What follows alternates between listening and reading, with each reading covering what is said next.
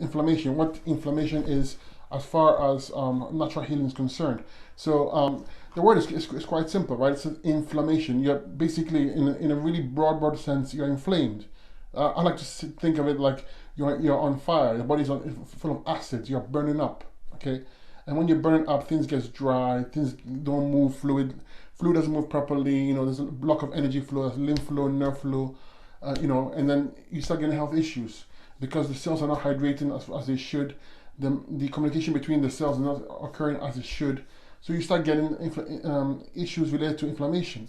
So how does one turn around inflammation? How does one nurture it or fix it? It's very simple. It's everything has a cause and effect. Cause and effect. The cause always, especially when it's health, is 99% of the time is the diet.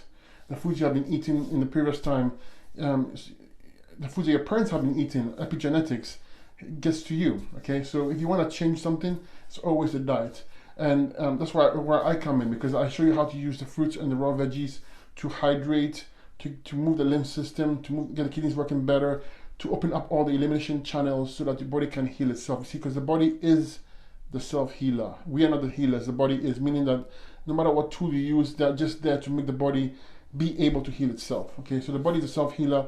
The tools are the fruits, the raw veggies, and the herbs. Okay, and this is how we use. This is how we get started. That's why we use fruits and herbs, because we're using it to hydrate, hydrate the flame, so to speak, the heat, the dryness, the acidity, which causes health issues. Okay, so it's very simple.